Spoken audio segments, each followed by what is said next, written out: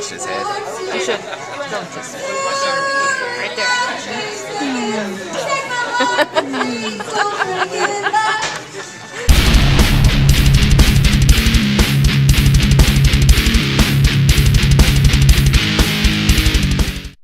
Alright, so I'm going to show you guys this cool app that I got recently called AirMouse Pro. It's $1.99 from the App Store.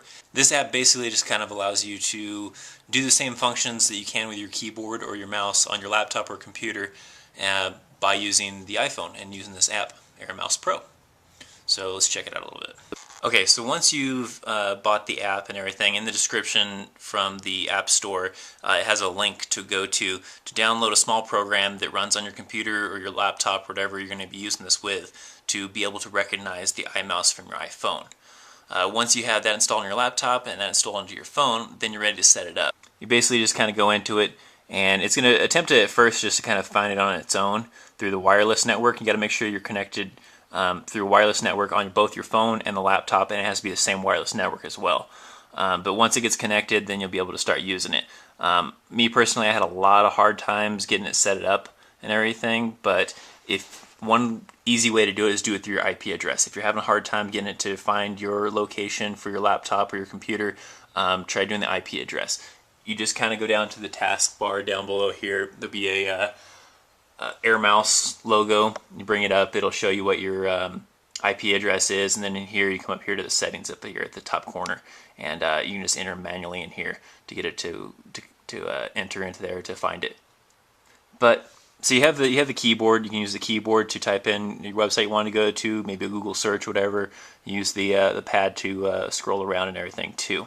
So you can even like scroll up, and by tapping the pad will also be kind of like clicking. So you can use it for clicking on stuff, or say for moving your cursor here so that you can type into this box. And I'm just typing some gibberish, and it shows up on the iPhone there too, and shows up over there in the box. You can also go and flip it sideways. If you flip it sideways, it gives you a bigger touchpad than you want to use. It's got the scroll bar here, so you can scroll up and down the website. You can left click if you want, even makes clicking sounds, or you can choose to right click and stuff too as well. I did that backwards, but you know what I meant. You might think to yourself, why don't I just use the mouse pad on the laptop itself or the computer itself? There's a couple situations I've found where it kind of comes in handy. So maybe you're relaxing and you're kind of scrolling through, and you can kind of watch maybe some YouTube videos from your phone without having to have your laptop sitting on your lap or something like that.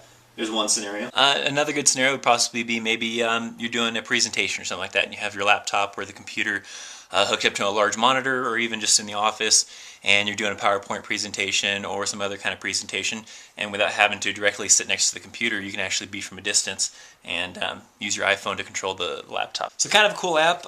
Check it out. It's in the App Store. It's called AirMouse Pro. It's $1.99. They do have some free versions. I haven't tried a lot of the free versions. I had iTunes gift cards, so this one had the best rating, so I just kind of went with this one and said why not, since it was free basically, since I had a gift card. But if you do have it, or you have some other ones, leave me some comments down below and tell me what you think is possibly the best one and what some good uses are for it.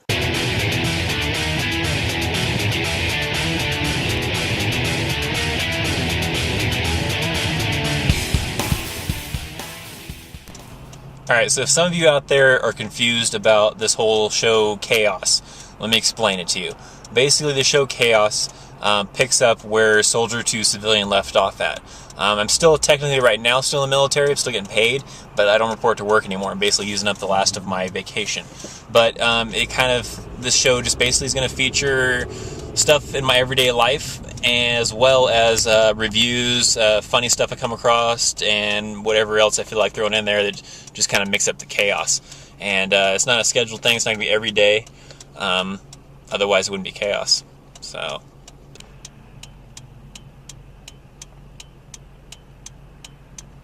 when you're sitting at this light for like ever, that sound really starts to get on your nerves.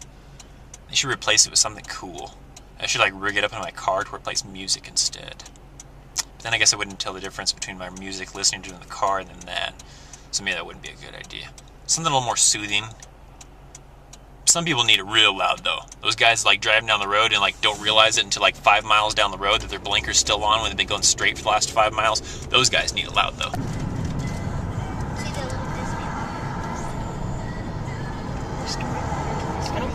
class as hazards? Is that like I'm a little bit of a hazard? So right now I'm on my way to a Mexican restaurant called On the Border here in Colorado Springs. We're doing a little goodbye dinner, I guess, basically for me and another guy who is going to another unit while they go to Iraq because he's got a messed up back and stuff. You might be asking, hey, Chris, where's your family if you're going out to dinner? Well, I don't like to include family with work-related stuff. I feel military stays military, family stays family. So me and the family do family stuff, and if it's some kind of military function or something like that, then I just try to do that by myself because I don't like involving family with military stuff. So just a personal pet peeve, I guess.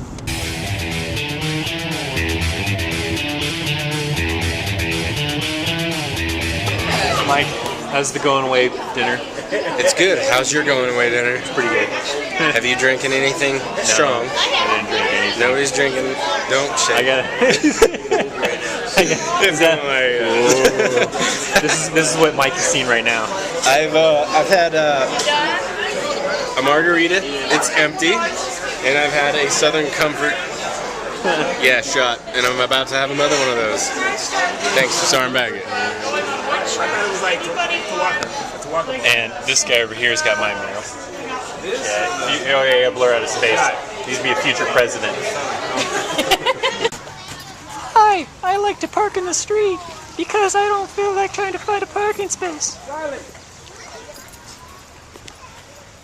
Sure, we could park across the street, but then we'd have to get out of our cars and go pick up our kids. We can't do that. One of the viewers asked, how do you do the green screen effect? It's actually kind of a simple effect if you have the right tools. First of all, you need some kind of a green background or a blue background. Blue background works as well. But on top of having a really good, solid green background, you're also going to need the right software as well. That's really the key thing there is having the right software. I use Sony Vegas 8. You can also use Adobe Premiere, Final Cut, a lot of other software products you can use. But it's all going to be with the software. You need what's called a chroma key filter effect in the software. And with Sony Vegas, you basically just go down to the effects for the video effects, and it's got it down there. It's got the chroma key, and you select if you're using a blue screen or green screen, or a even a red screen even works too. A lot of things you can use a lot of different colors. It just kind of depends on how you filter it out. But you're gonna need the right software. So once you have the chroma key filter with your software and you film it in front of a green screen or a blue screen, then you make sure your lighting is right too. And you got to play with those settings a lot too, so that you don't get a lot of extra static involved with the video as well. So it's a pretty simple thing. It's just a matter of having the right tools. So I mean, you can't just do it with Windows Movie Maker. I don't know about iMovie. I haven't had any experience with iMovie or any of the Mac product software for video editing. But just try that. I know Sony Vegas 8, so definitely Sony Vegas 8 if you get that, and it's just use the chroma key filter and filter it out. So that's really all I got for you guys today. Be sure to check out another episode here eventually. Like I said, no schedule because it would be chaos then. But in the meantime, you guys be careful out there. It's chaos.